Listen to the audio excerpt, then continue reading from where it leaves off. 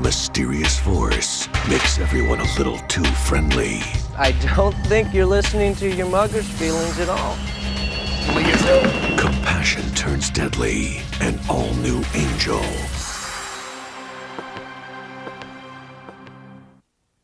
And welcome to this week's edition of Slade, the Buffyverse Revisited. I'm one of your hosts. I'm Jeremy. And I am world-renowned archaeologist and adventurer Henry Indiana Jones Jr. Okay, I'll just call you Junior. Don't call me Junior. Indiana, that was the dog's name. Anyway, how are you, James? What's going on? It's been I don't even know how long it's been since we spoke. It's been so long that we have cycled back to the clothes we were wearing the last time we spoke. Wow. Okay. Well, how are you? I mean, what's new? I'm okay. Yeah, a little bit. Okay. Okay. Well, how about you? How are you? I'm fan-fucking-tastic. Good. I just finished urinating like a gallon. Oh, okay.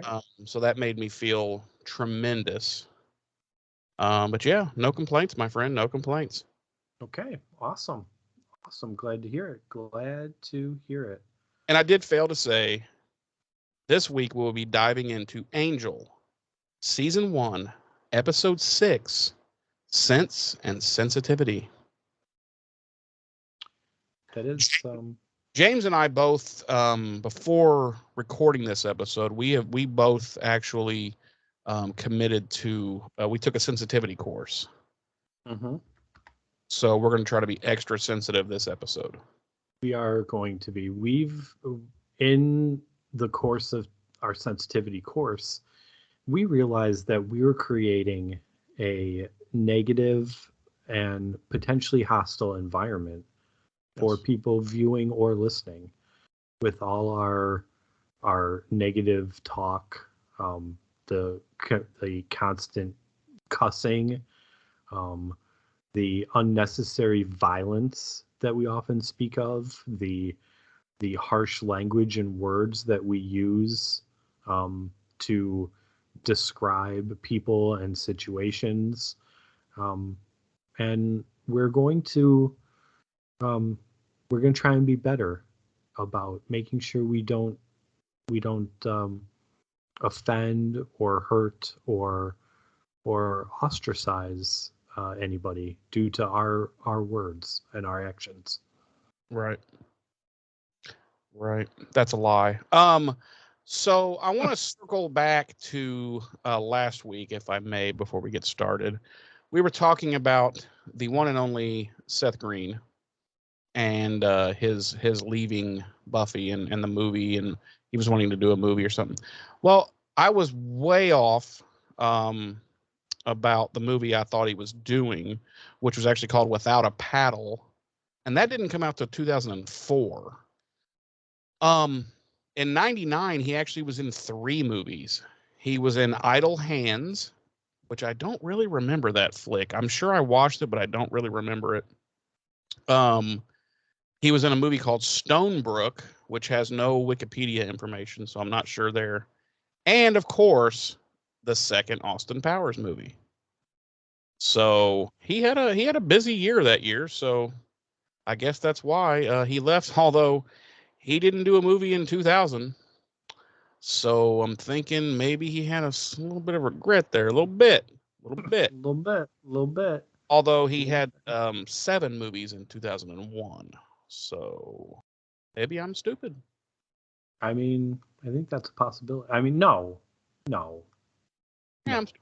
But yeah, I just wanted to go back and say, yeah, I was wrong, but yeah, he was a little busy in 99 and apparently took 2000 off to go on a heroin bender, and then came back for 01 and really hit it.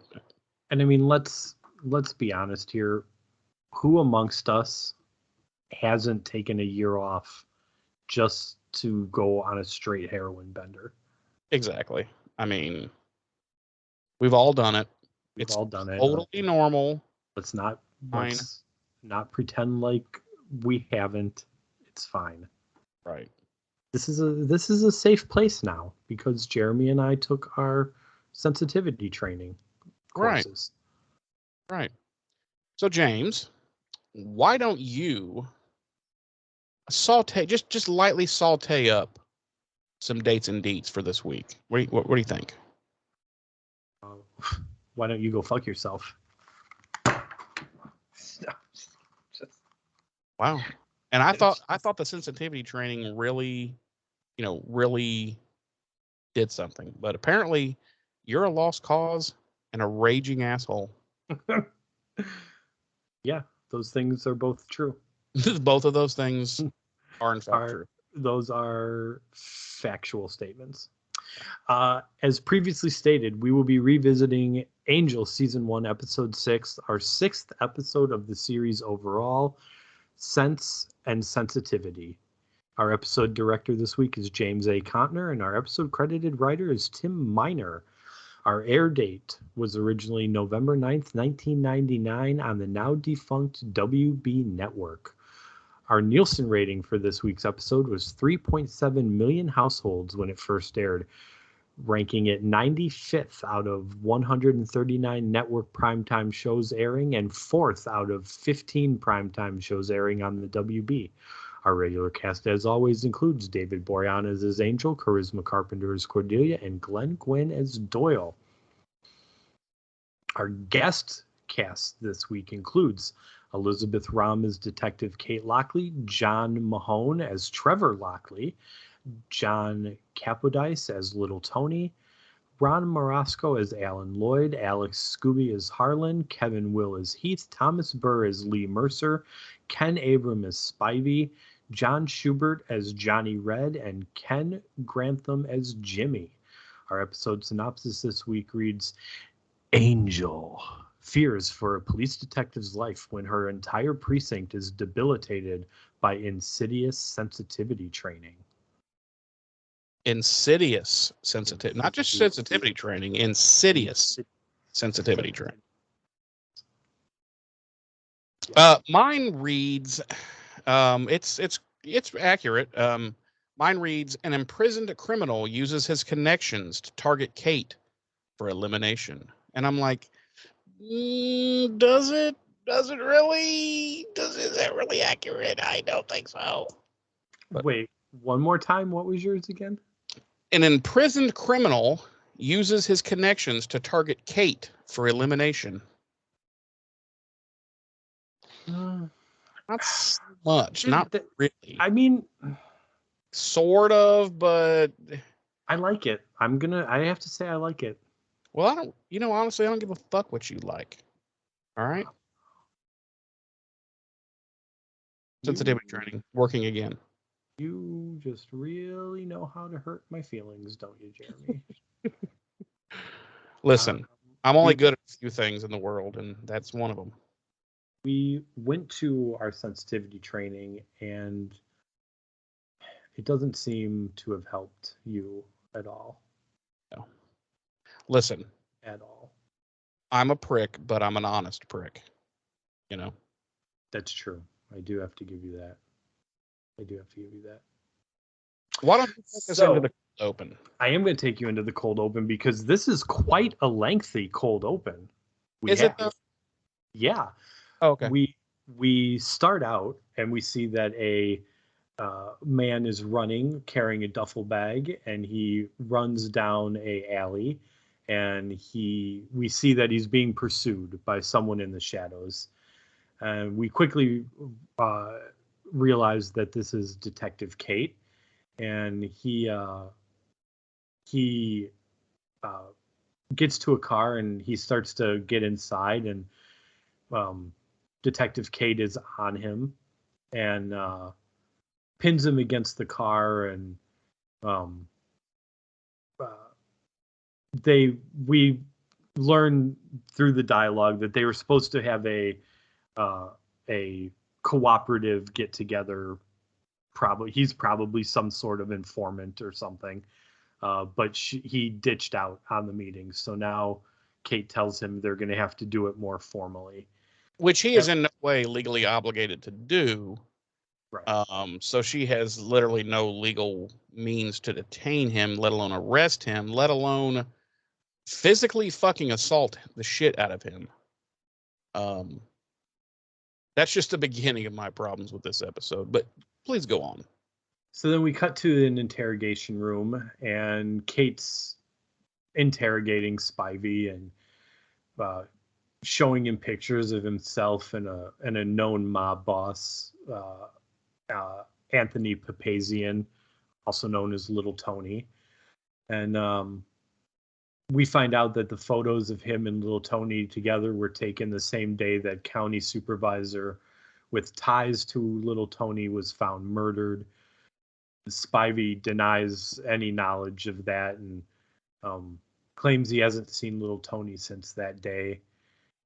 And we see that some of Kate's fellow cops are watching through the mirror, through the two-way mirror, or one-way mirror, sorry. And they're, amazed that she's been going at Spivey for so long. It's apparently been hours. And we cut back to the interrogation room, and there's more back and forth between Kate and Spivey, and something he says sets her off, and she pins him against the wall in a chokehold. And of course, Kate's colleagues rush in and pull her off of him, and Kate and Harlan, one of the other detectives, go out into the hall, and while two of the other cops stay with Spivey, and Kate says that she's not going to be able to get Spivey to talk, and Harlan kind of complains that they don't have any other way of locating Little Tony. And we cut to Angel fighting some sort of giant demon with tentacles in the sewers, and Cordy and Doyle show up and bring him what is apparently an enchanted sword, and Angel proceeds to hack off a couple of the tentacles and stab the demon through his gut, and then proceeds to leave Doyle and Cordelia to to dismember the rest of the body, and tells them to make sure they cut off both heads this time and bury all the parts separately, because he doesn't want it coming back to life again. So this is apparently something they've dealt with at some point already. And he proceeds to skulk off down the sewer tunnel, at which point Cordelia complains that he never says please or thank you, and he must think that being a vampire gives him license to be rude and insensitive. And meanwhile, in the background, we see that the demon is still alive and has wrapped a tentacle around Doyle's throat, and Cordelia's doesn't realize what's going on and looks down the tunnel where Angel had skulked off, and snarkily remarks, "Can you say clueless?" And that is our cold open. And when we come back, Doyle's like, "Yeah, I can say clueless because fuck, bitch." And no, when we come back, Cordy and Doyle come back into the office, and they're covered in fucking demon's jizz. And Angel's like, "Cordelia," he's like, "Oh, good, you guys are back. Cordelia, you need to," and before he can finish, she's like, "No, I'm not doing anything, blah, blah, blah, blah," and she sits down. She's like, blah, blah, blah, blah, and he's like, "Call your mother back. She called and wants to talk to you." And Cordelia's like, "Well, fuck that." And Kate shows up, and they go into, she and Angel go into his office, and Cordelia says, "Oh, Mr. and Mrs. Spock need to mind meld now." And so we go into the office there, and Kate's basically saying, "Look, she tells him the brief history of Little Tony, shows him the file, and she's like, "We can't find him." you know, can you? He's like, of course, I'm Angel. I can find anything. And he's like, I owe you anyway, for favors. And she's like, no, I'll pay because I want to keep this relationship, by the book or whatever. And she's like, and I don't want anybody finding out. And he's like, oh, because you don't want to get a reputation for going outside the department. And she's like, no, I don't want to get a reputation for getting you killed. And I'm like, who would care? No one knows who he is. But anyway, so she writes her number down in a card, and she's like, this is my direct line. Let me know, what you find. And he's like, maybe I will, maybe I fucking won't. He's like, wow. Right. He's like, you might be paying me, but that doesn't make you the boss of me. Kate. You're not the boss of me, Kate, and you're not my mother. Right. I ate her, and she tasted like chicken. So Cordelia and Doyle have been brought into this, and they're helping. Cordy is going through what is it, morgue files? Coroner reports. Coroner reports, same thing. Thanks for correcting me for no reason. Doyle Doyle's on the computer. I would argue that a morgue report would be a really status of the morgue itself, whereas coroner files would be files pertaining to autopsies performed on corpses. Well, you would argue that, but you would still be wrong. And it's okay to be wrong.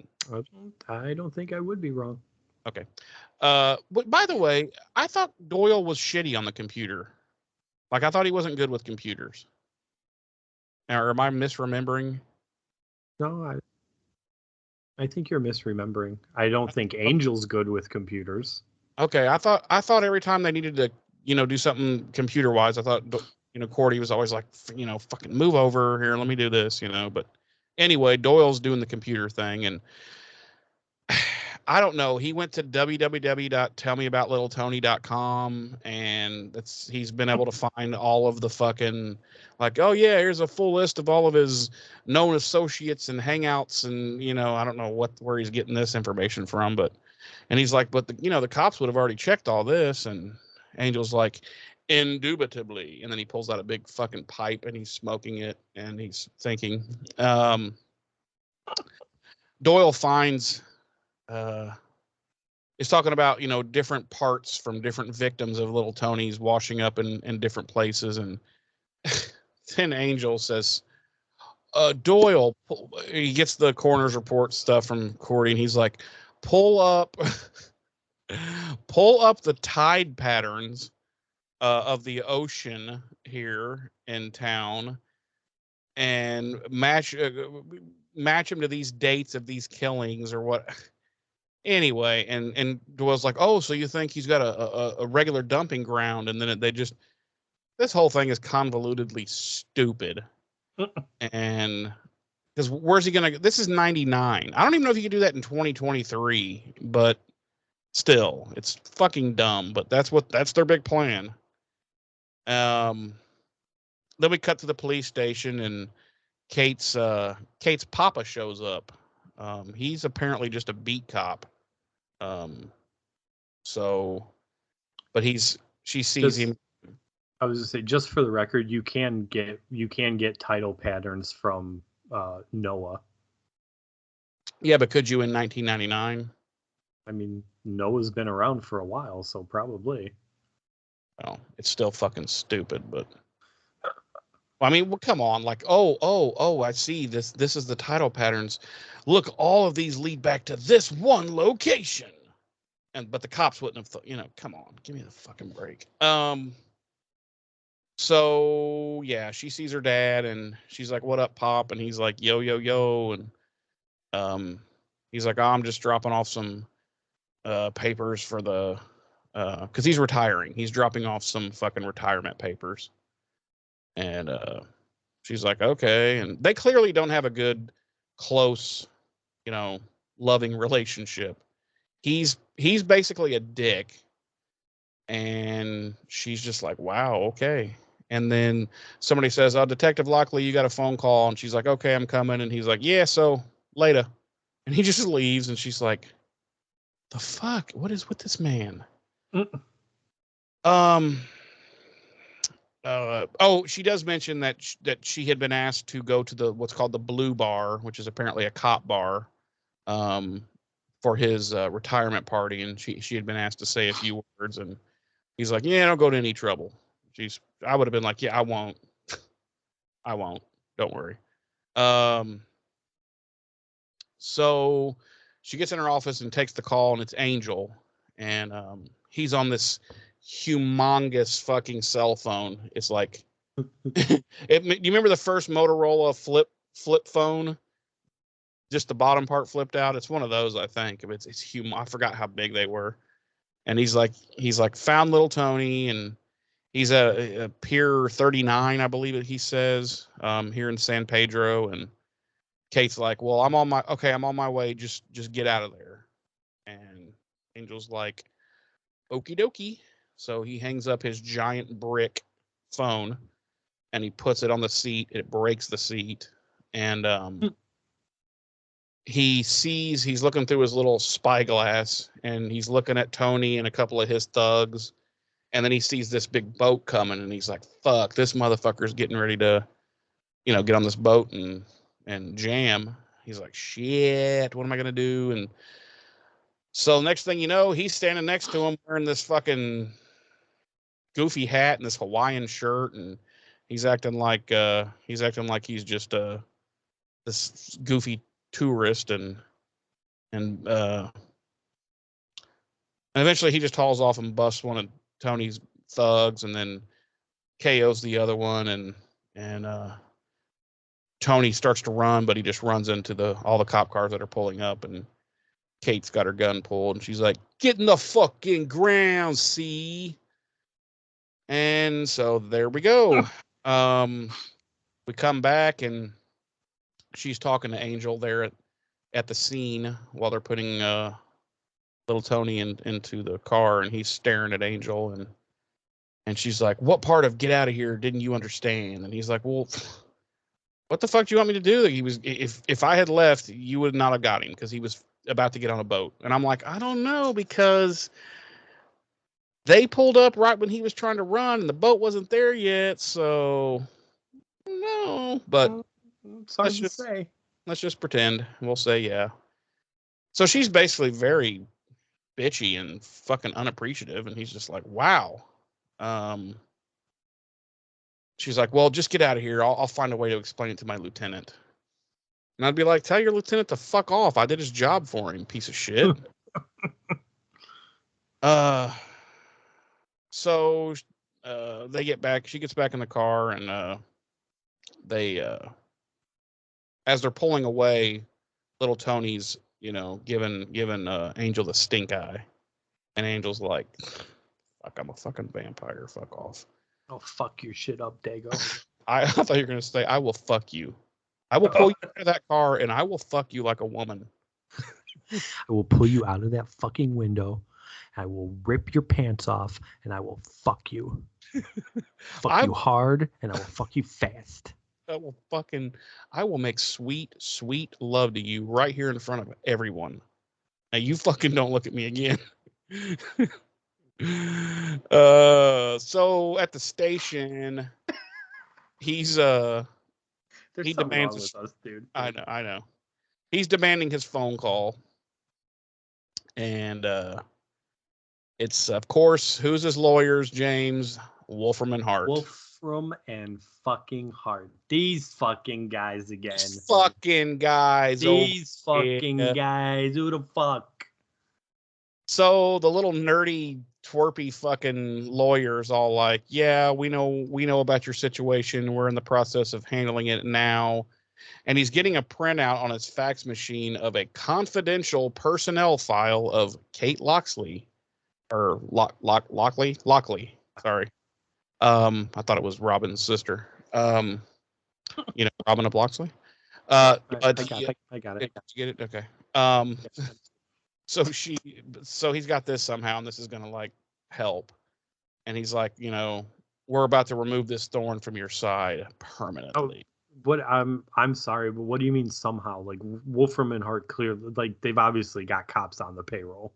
That's true. But I'm like, oh, and it's a personnel file, and it's just one paper, like one side, and it's just like a headshot of her, and it's like Kate Lockley, cop, woman. Like it's like what is this? Whatever. But so then like his lawyer comes to the jail, and they're like, this is a copy of our thing to the court to have little Tony transferred to a different facility because you guys have mistreated and abused him, and we know about this yet unnamed assailant that helped this detective find him, and the whole 9 yards. And of course she pops off with some shit, and he's all like, I want that on the record, and blah blah blah. And he's like, I'm going to expose this department's brutality and callousness to the court of public opinion, yada yada. And like, I'm like, none of this would ever happen in real life. They would be like, fuck you, get the fuck out of here, we don't care, you're just a lawyer. Whatever. But so we cut back to Angel Investigations, and Cordy is congratulating Angel on completing the job. Just simple, easy peasy. And of course, Angel's like, well, I don't actually think it's over. And he's like,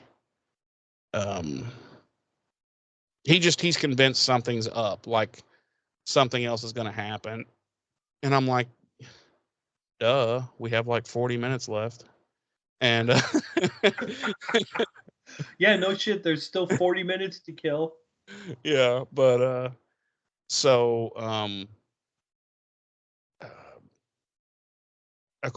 Doyle comes in, and according to one of Doyle's informants or people or whatever, they're like, it's like, yeah, my guy says little Tony's definitely planning something.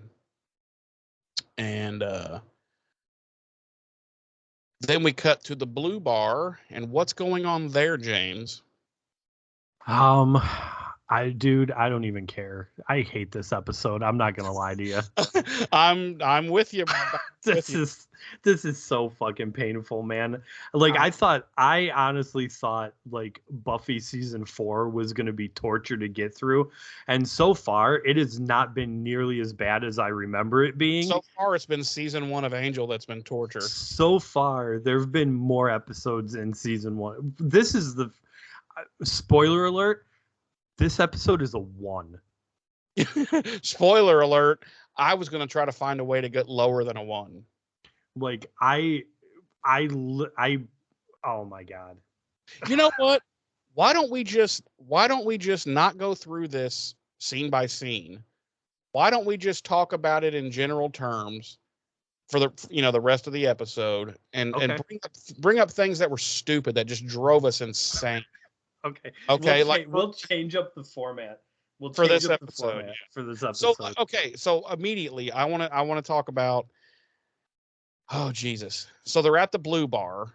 This is the first time we see the Blue Bar, and everybody's, talking about how great she was for catching little Tony, and then we find out that they all have to do this mandatory fucking sensitivity training and yada yada yada. And then we go and we're actually in the sensitivity training, and it's this fucking nerdy dude, and he's got this stick, and everybody's got to take this stick. And this whole fucking plan by Wolfram and Hart was so fucking dumb from the beginning. It's so unnecessarily convoluted, outrageously complicated, and it's just stupid. It's so fucking asinine. I don't. So. Dude, this episode ended, and I was like, how did this 45-minute episode take me 5 hours to watch? Exactly. And why was I cradling my fucking toaster the whole time and eyeing the bathtub. And mind you, I didn't actually take me 5 hours to watch. It's not like I like kept stopping it because it was so awful. I sat down and I watched it in one 45-minute sitting, but when it was over, it felt like 5 fucking hours. Yeah. There's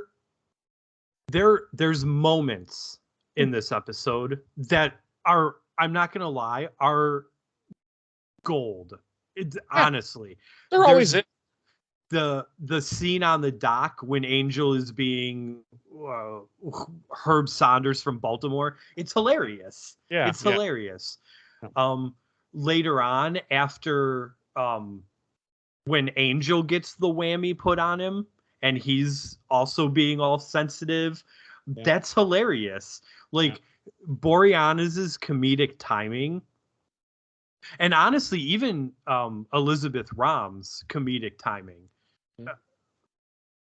are literally the only thing that doesn't give this episode a flat 0 for me. Yeah. Those are the only things that elevate it to a 1. It's definitely a swing and a fucking miss. Like, yeah. Okay, here's my thing. When people come in to write an episode, whether they're staff writers or outside writers, who looks at this? Who gets this script, okay, submitted, and they're perusing it and they're like, fuck yeah, this is good fucking shit. Right. Man, this is the bee's fucking knees. Like, where's the script person that looks at these and goes, oh my god, okay, Tiffany, make a note, Bill Smith, anything else he sends in, immediately shred it. This guy's a fuck off. You know, this script is the shits. But so Wolfram and Hart's plan is their overall plan. We're going to make all the cops in this one particular precinct. We're going to make them all, I don't even know what you call it, like nutty, overly sensitive. Yeah, and to where they're just they're way that it's just chaos there, so that little Tony can just walk away. Okay, wait a minute. This is Wolfram and Hart. Why can't they just get Demon Phil, who's able to appear, like, let's say, what do you call that? Not telekinesis, but, you know, disappear from one place and appear in another place. Go there. What? No, I know what you're talking about. Yeah, I know what you're saying. Get the fat fuck and disappear back out with him. Like, I'm saying there's like a zillion different things they could have done. Right. Because they lead you to start with to think, oh, so they're going after. So, okay. The lead off is that there's been a contract put out on Kate's life. Yes. And you're like, okay. But then this is what I wanted to say. When I thought that was the case, I was like, what? Okay. What the fuck is that going to accomplish? Right. Like, let's say that the contract goes out, somebody goes out, they do off Kate. What does that do for little Tony? Right. Nothing. Like, oh, listen, the lead detective in this case got killed. We have to let you go. Right. You know, it's like, what? Okay. But then as we find out that that's not actually the plan, the actual plan is even dumber than that. Right.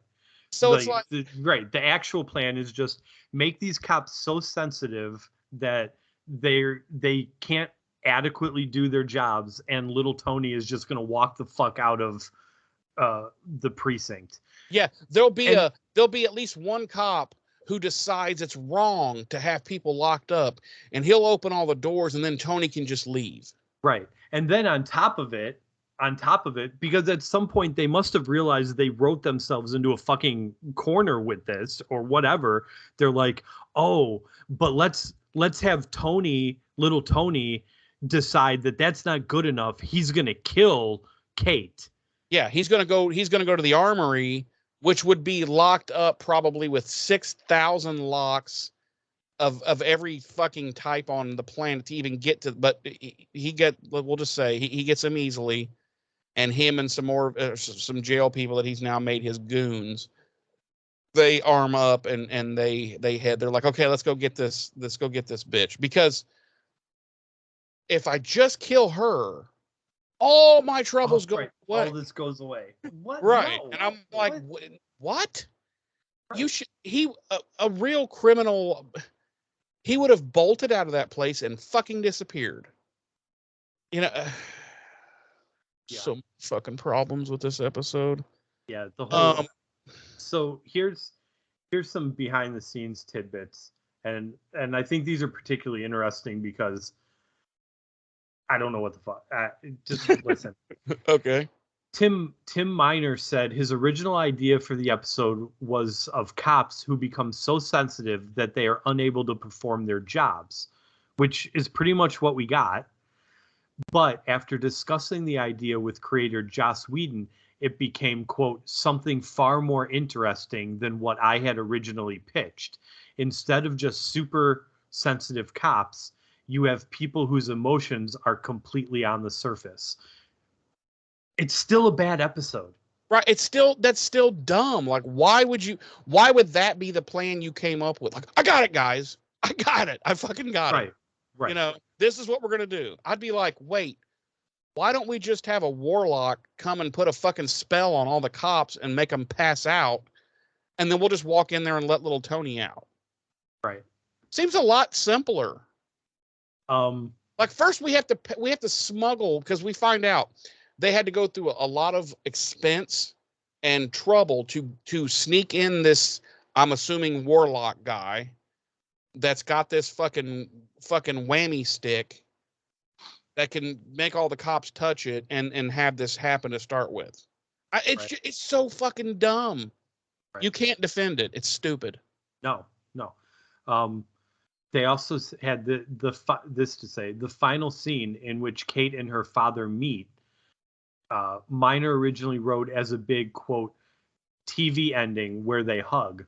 Whedon suggested that instead, Kate's father acts as though nothing has changed. Miner says, quote, if it had gone my way, I think the whole thing would have collapsed. That's really Joss knowing best.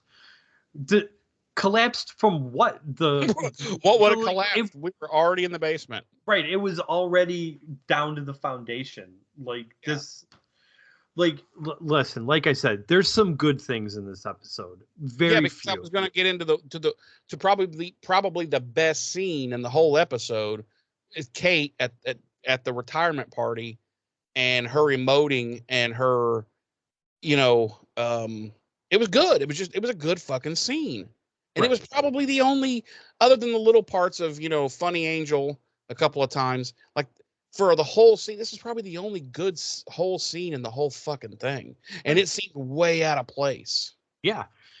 Like that scene at the Blue Bar after they've all been whammied and Kate's unloading about how dismissive and distant her old man was after her mom died.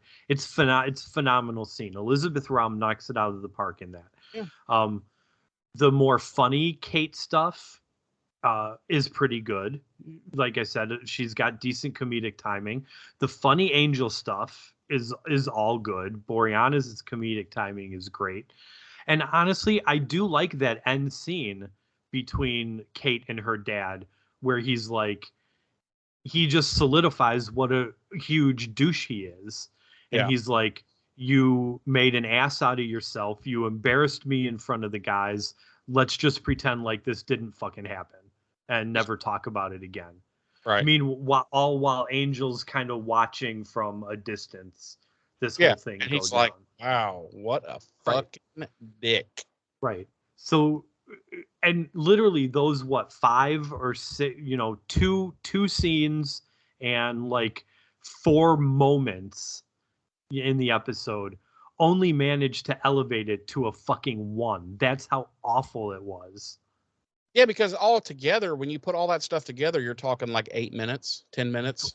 Right. Like the other fucking 35 minutes are excruciating. Like he shows up to the nerd's house which I never did get. I looked away for a minute. My cat was doing something, and I looked back to the screen, And he's like, "Oh, I got his address. It's 329 Fletcher or whatever." I'm like, "Wait, what? I didn't even want to rewind because I didn't care." But I was like, "Wait, how did he get? Okay, he's got Well, the address."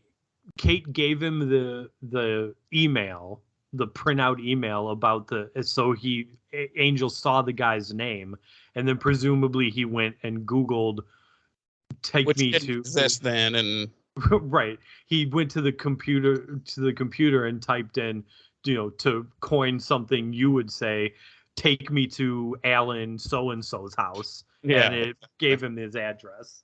Yeah, which you couldn't even do now. So, Well, I mean, you can, but you need but you're fucking paying for it, right, and it might not be fucking up to date and accurate. right. From my stalking back to, I mean, what? No, What? This is literally going to be the shortest episode of Slade the Buffyverse Revisited. Well, I'm trying in to 4 years. I'm trying to pull it out some. There's other things I want to talk about here. Okay. Like, for instance, okay, so he gets to the nerd's house, and okay, so we never find out what this guy is. Is he a demon? Is he a warlock? Well, we know he's not a demon because Angel actually says, which demon do you worship that gives you your power? And he's like, oh, I several of them. I'm mono, or what is it? Polytheist or something like that. Something like that, yeah. And so he's apparently some type of warlock or whatever, but we don't get a resolution in him. Did Angel fucking off this piece of shit? Because he should have been. Right. Did he break the stick over his head at least? Did he do anything to neutralize this guy? Right. You never get that. That's fucking annoying. I hate loose ends in shows. If you're going to come back to it at some point and wrap that end up at another episode, that's fine. But that never happens. So that kind of shit drives me crazy.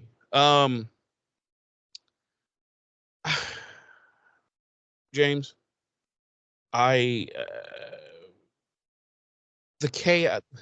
chaos was stupid. Like in the inside the precinct or whatever, and then okay, here's another thing. So here's something I found extremely stupid too. The idea that whatever whammy this guy put on these people made them so sensitive to their own feelings that it then resulted in them fighting each other. Or just forgetting that they're even cops.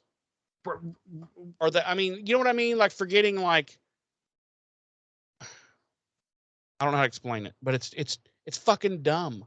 Yeah. And then we get to the scene where Angel shows up, and meets Cordy and Doyle there at the precinct. And then Doyle's arguing with the cop that's got the door locked, and he's like, we're closed. And he's like, well, you can't be closed. You're the cops. And blah, blah. And then he closes the shade, which actually fucking falls off, which wasn't supposed to happen, and like fucks off. And I'm like, so then they have to go around and they find this place where they have to throw throw a rock up and break glass and then knock these, which they're like cardboard bars. They just like push it right out of the way. You can see a move when they hit it with the rock. Yeah, and I'm like, glass. Those are supposed to be bars that are in the masonry there. And I'm like, so forget that. Why didn't they just break the fucking glass where the cop was, unlock the front door, and walk in? Right. This episode, listen, this episode is so bad that even the stuff that we would normally like nitpick at just for shits and giggles, is a huge like if this was a better episode, we never would have even pointed out the cardboard bars. No. Like, but that's how awful this episode is that literally you want to tear everything about it apart. It's almost like they, obviously this isn't the case, but it's almost like Joss was like, I want to make the shittiest episode just to see like if anybody notices like how fucking dumb it is. Or if people still just continue to suck me off and tell me how great I am. Right. And it's like, they had a budget of like a couple $100. It was weird. Everything about this was just fucking weird. Yeah, it was. Oh my god. That's really all I've.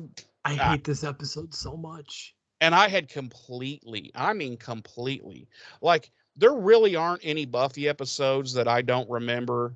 And if I don't remember them within literally 20 seconds of turning it on, I'm like, oh, okay, yeah.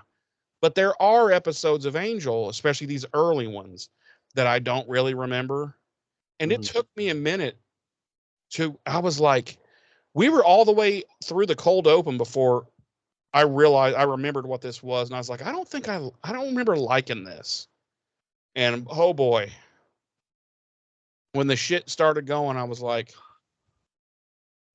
and then there's this part where she's like, yeah, Internal Affairs is going to investigate the Blue Bar to find out who spiked everybody's drink. And I'm like, what?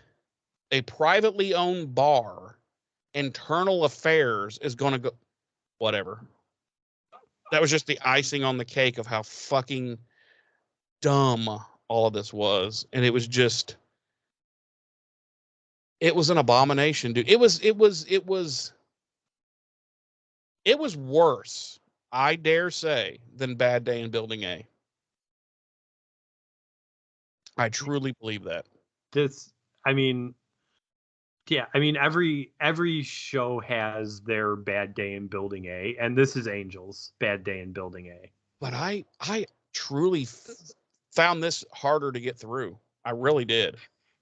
I'll say this so much. Convolutedly stupid.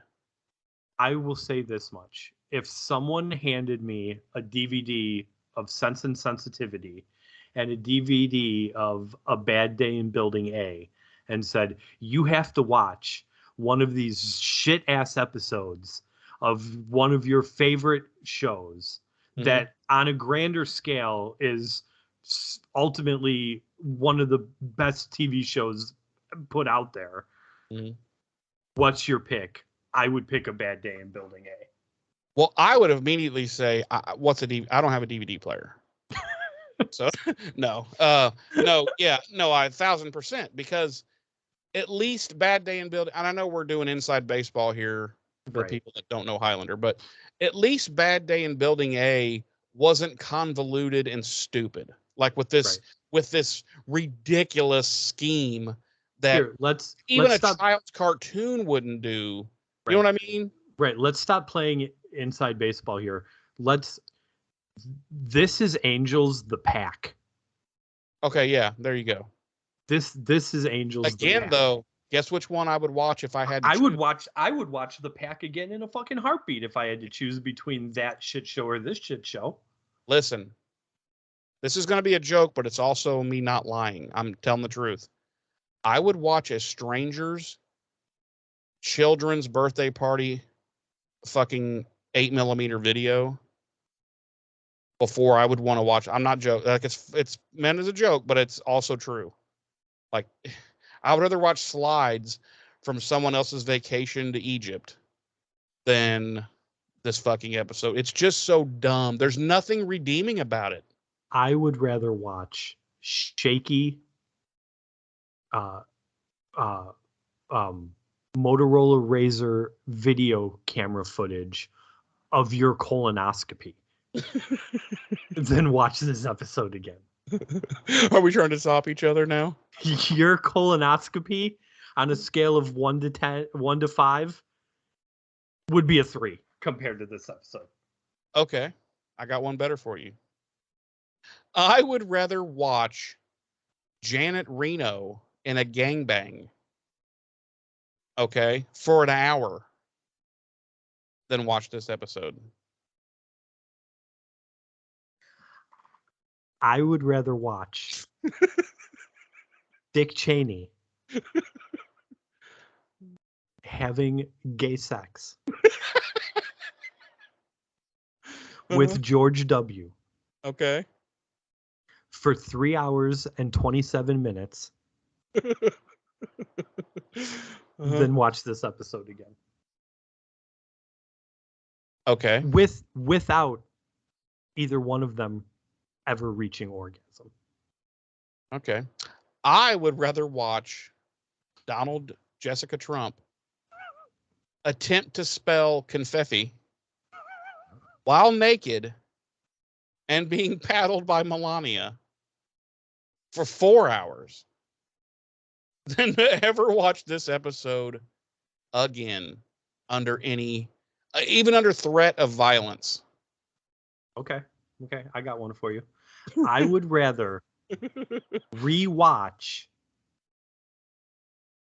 the Ryan Reynolds Green Lantern movie than watch this episode again. All right, I have the final one. This is going to win it. I don't think this can be topped. I would rather rewatch this episode than to ever watch this episode again. Okay? I would. And I think we may be saying the same thing here again. If I could be guaranteed that I would never have to watch this episode again, I would watch this episode again. Yeah, we're on the same wavelength then. Yeah, there's no. I have never felt such vitriol for an episode of anything.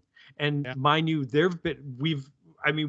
we're 4 seasons into Buffy now. We've seen some bad episodes. We sat through the pack. And I don't think we even gave the pack a 1 at the end of the day. I could be wrong. We have to go back and look. Maybe we did. I don't know. At least one of us did, I'm sure.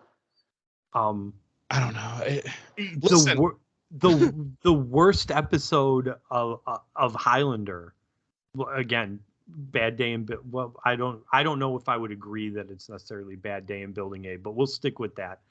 I would rather. I've never hated an episode of television as much as I hated this. I've legitimately racked my brain and tried to think, all my favorite TV shows from as far back as I can remember to current. Was there ever an episode of a show that I thought was dumber or just bad as this? And I'm not trying to be funny here. I literally can't think. Maybe I'll think of one later on, but right now I can't think of an episode that I've hated more than this. It was just dumb. Whoever wrote this and they get paid for the script or whatever. Tim Miner should be I'm not joking. Should be arrested and criminally prosecuted for stealing money. Because I could have wrote a better script if I had just shit liquid diarrhea onto paper and then wrote Angel with my finger in the middle of it. That would have been a better script than this bullshit. And mind you, that's taking into consideration that Tim Miner has written really good episodes of both Buffy and Angel. This was not one of them. This was not one of them. And he should be punished accordingly. Joss Whedon, irregardless of everything else he's accused of, this should be what gets him the fucking death penalty. He should be on death row for this. Listen. Did he wrongfully fire Charisma Carpenter because she got knocked up? Maybe. You know what? I don't fucking care. This is what he needs to be put away for. Right. This is what was he not allowed to be alone with Michelle Trachtenberg because maybe he was going to be inappropriate with an underage girl? Maybe. Probably. I don't care. This travesty is what we should all hate Joss Whedon for. Yeah, there's nothing redeeming about it. There's nothing good, and there's nothing in this episode. Which, I mean, this happens in a lot of episodes, but this is just another thing that makes this episode horrible, is that there's nothing in it. If this episode does not exist, it doesn't matter. It doesn't matter. Nothing is, you don't lose, nothing of value has been lost. Nope. And like I said before, you and I both pointed out good things about this episode, but none of those good things managed to save this episode. No, and none of them matter going forward. Right. And that says a lot, because you and I have actively in the past upgraded episode gradings because of one or two good things that happen in an overall not good episode. Yeah, absolutely. And you can't do that. Well, I mean, I guess you can, because I took it from a 0, which doesn't even exist on our fucking scale.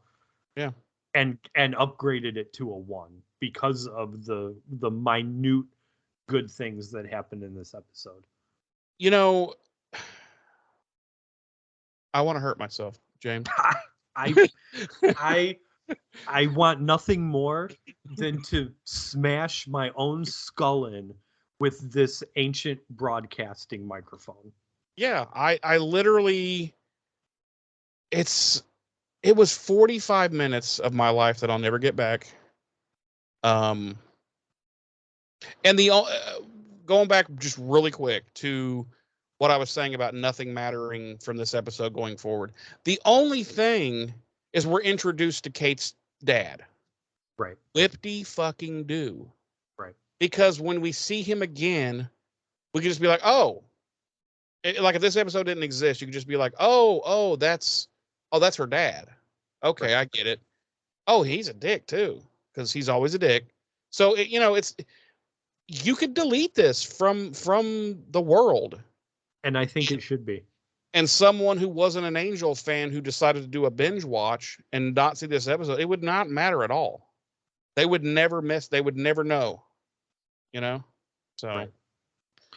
It is unfathomably upsetting to me that in the course of covering 6 episodes in now of Buffy fucking season 4, I don't think I was going to say arguably, but I don't even know that it's arguably amongst fans the worst episode or the worst season of the series.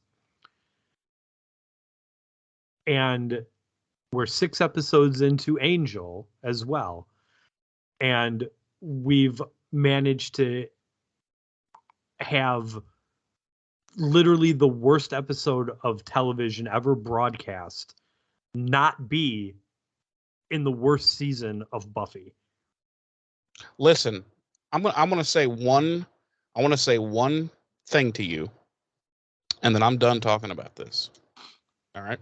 Mm-hmm. When we are done recording here, I'm going to go watch The Zone. I need a palate cleanser. I'm going to watch The Zone, followed by Revenge of the Sword. When we're done here, mm-hmm.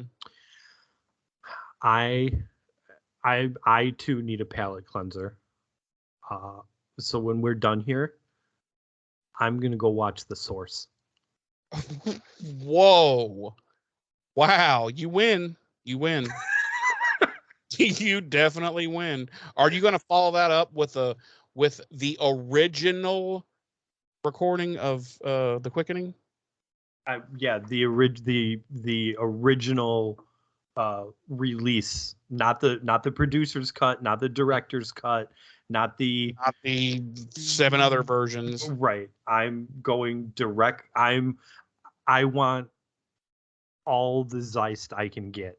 You're literally going to Zeist. I'm going to go to Zeist to watch the original release of The Quickening. Okay. To cleanse myself of the abomination, the steaming pile of rancid buffalo turds that we had to watch this week. I honestly feel like this episode gave me erectile dysfunction. I don't think I will ever be able to perform sexually again. If I ever think of this episode whilst performing sexually, I feel that I will probably start coming and farting at the same time. This episode is what I will think about going forward when I want to prolong the act of sex. Good idea. But I fear that if I were to do that, the thought of this episode would be so devastating on my loins that That you would immediately go flaccid. I would immediately go flaccid and probably start crying. So I don't know. I don't know if I'm willing to risk But that. I mean, let's be fair. Isn't that normally how sex ends for you anyway? Maybe.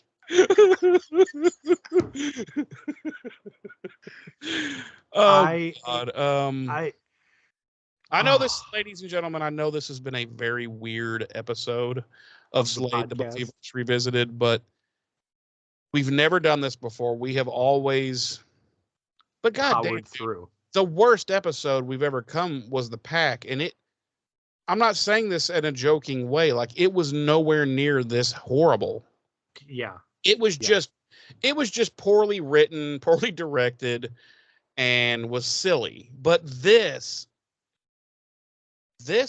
I don't even know how. I wish I could come up with like a single word, Yeah. to encompass what this is. It's unconsensual sex is what it is. It's a rape of my brain. I was just gonna say, this episode raped my eyeballs. Yes, like I feel as though my brain has been. But here's the bad thing. I did consent to this. I just didn't know what I was consenting to when I went into it. It's like, so here's what it's like. It's like when you you hear in real life that like she said no, or we started, but then she said no, so I know she wanted it. You hear that kind of thing. Yeah, That's what happened. That's what happened to us. Yes, That's I was what saying happened to us. no more. Right. And it held me down. When it first started, we were into it. Yeah.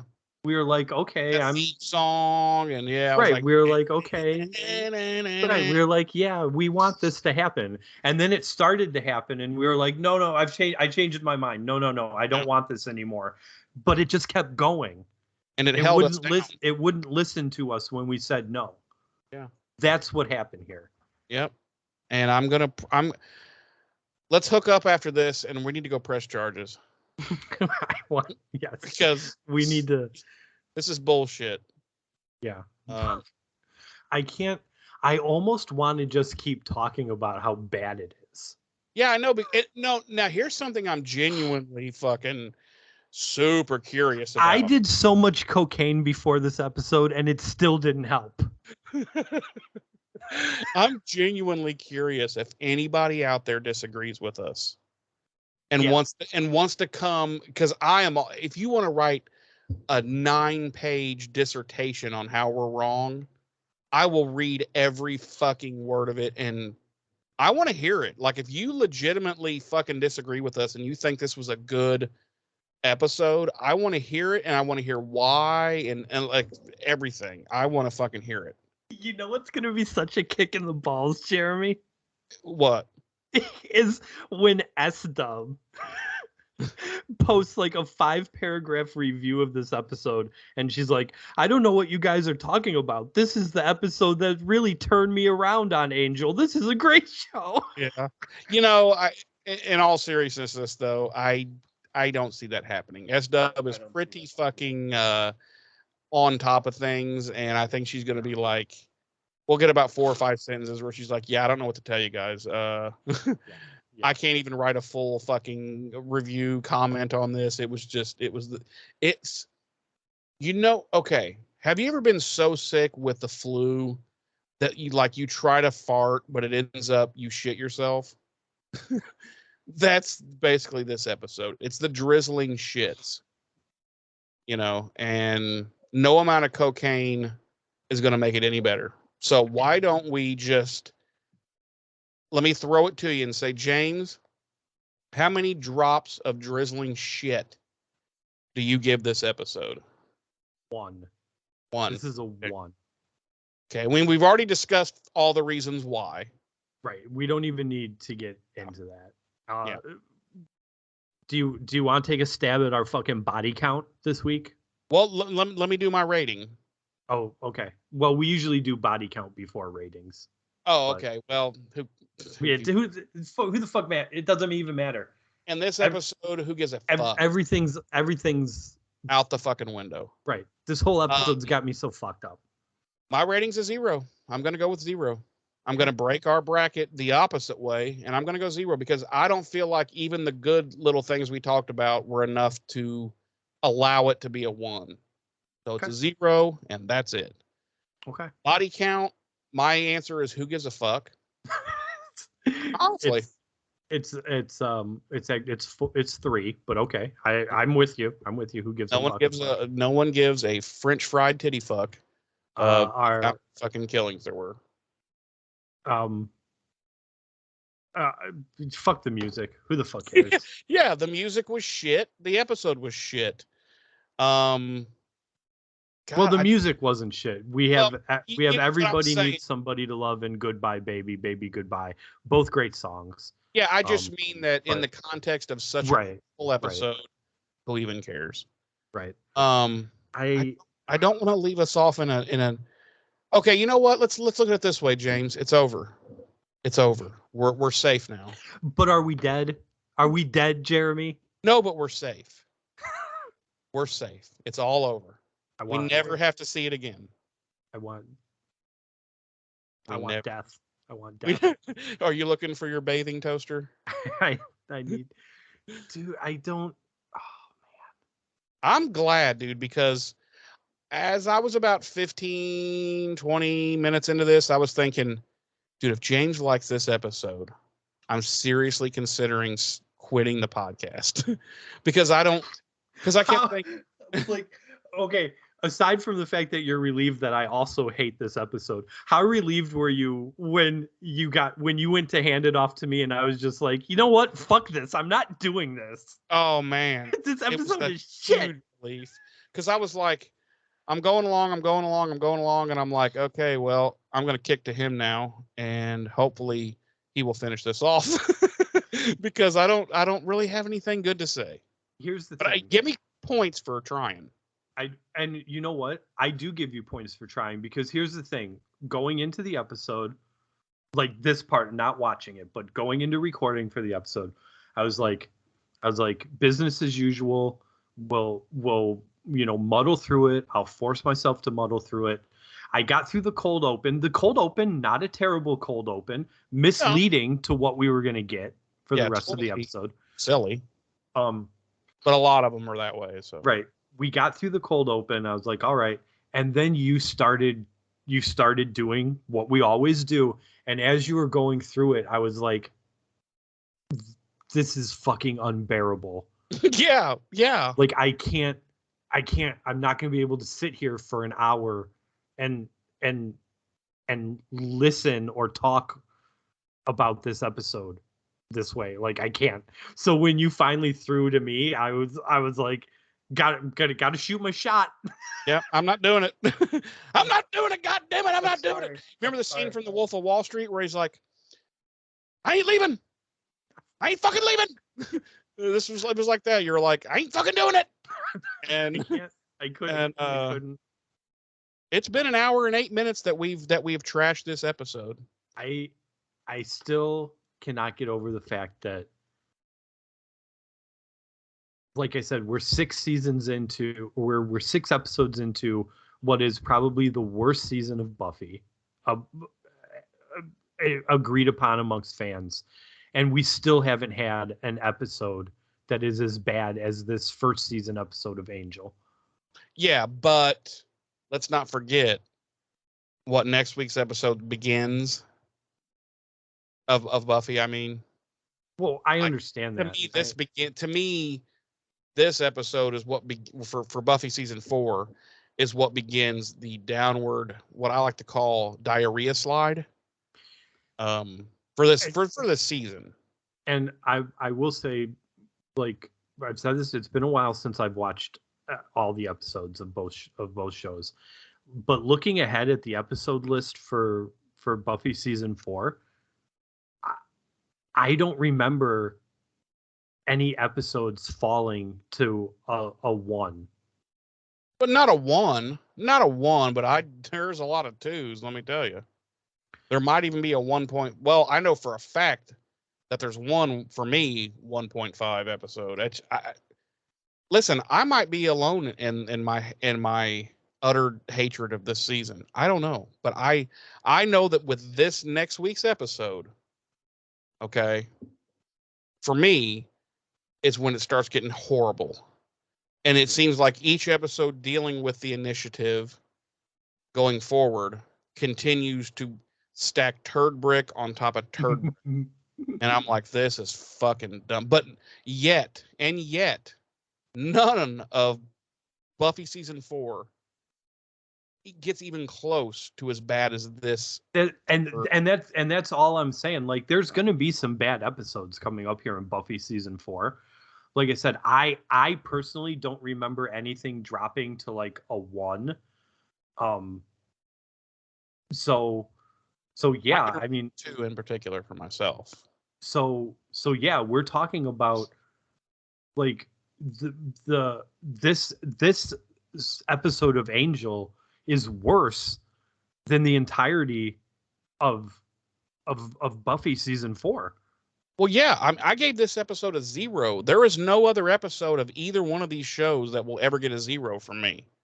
And it's really sad because we're about to hit some really good Angel episodes. Oh yeah. And there's, dude, in the 5 seasons, in my opinion, there are some of the greatest episodes of episodic TV to ever happen on this show, on Angel. So yeah. We're in for a cool, but god damn, dude. Like, could you imagine, just briefly, if this was someone's first introduction to Angel, was this episode? Literally not all I've been able to think about, but oh, you mean the very first episode they saw? Oh no, fuck that. Yeah, no, fuck you would never be able to talk them into watching Angel again. No.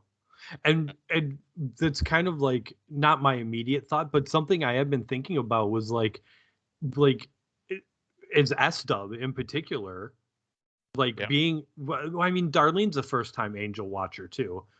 But but I literally have kept thinking like this is it. Like, these first time watchers that are watching through with us, like, they're done. Like, this is that stuff's just gonna disappear. She's not even gonna say anything. She's gonna be like, fuck this. Right. She's just gonna be like she's gonna be like, I'll stick around for the Buffy stuff, but I'm done with Angel. Like, this is some bullshit. Please, S-Dub, don't let this. Don't. Please, I know how much you shit on it, and it deserves it, but just do like we're doing, and just remember, it's all over. You're safe now. It's over. You're safe now. Jaws has been killed. Freddy has been killed. Jason has been killed. It's all over. Everything's all over, and it is going to get better. James, quickly tell the people how to get in touch with us so we can get the fuck out of here. I want to go bathe in acid. I'm probably gonna go. Jeremy, this episode is gonna make me cut myself. At the base of your cock? At the base of my penis. Yeah. Well, I'm going to wash my hair in fire, so. Just saying. God, it's so bad. Yeah. How does this happen? You remember the scene with Ace Ventura after he kisses the yeah. Yes. Yeah, and what he's doing that's going to be me. That's going to be me shortly in about 15 minutes. I don't understand, and I realize like we're dragging this on, but I don't understand how this happened. It's like it's a calamity of stupidity. It's like, have you ever seen the movie The Day After Tomorrow? Sounds familiar. It's a disaster movie, but like the whole premise of it is like it's literally we hit like the perfect storm of events to cause every major cataclysm you can imagine. Okay. Is it the one with Dennis Quaid, yes. Oh. Yeah. Yeah. Right? Yeah. The snow where he has to trek through the snow to Yeah. go to the sun's. Yes, I have seen Yeah. that. Yeah. Dennis Quaid. Dennis Quaid, yeah. This is like the events that unfolded for this episode to happen remind me of that movie. Like it was the perfect confluence of events to lead to every possible cataclysm that you can imagine, Listen, resulting in like the perfect disaster. people should be fired. People should be imprisoned. And one person should be executed. I feel, Jeremy, this episode is so bad. I think you and I should have to serve jail time Just for watching it and because we watched it and perpetuating it on a podcast. and perpetuating it on a podcast. Yeah. Ironically, I think you and I have used more 10-cent words in reviewing this episode than we have in any other episode. Yeah, because Like- it's like racking like your brain trying to think of words to use like to describe this fucking atrocity. we are so angry and so upset about how awful this movie is that we're letting our intelligence show for the first time in like 4 years of doing this podcast. I don't have Or, any tell. or 4 seasons of doing this podcast. Like we've completely foregone the facade of like just constant like cussing and dick jokes to pull out like intelligent conversation and words to describe how awful this has been for us. You know what it boils down to? There's an old 2-word phrase that people use. It's very popular these days to describe stuff like this. And I should have just went right to that. It's not special or anything. It's cut right to the point. Dumpster fire.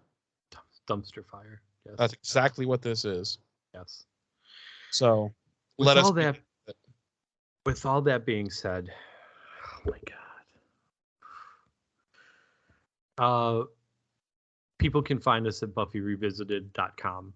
They'll find links to our Facebook, to our YouTube, and to our email address, which also is incidentally BuffyRevisited@gmail.com. If you go to any of those places, you will find our weekly posts about these episodes, and you can leave us comments there on those in the comment section of those posts. Email us.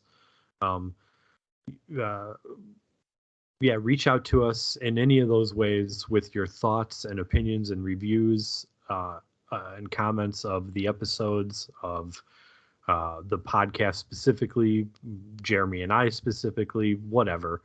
I don't even know. I am so oh man. Yeah. God, So, this is awful.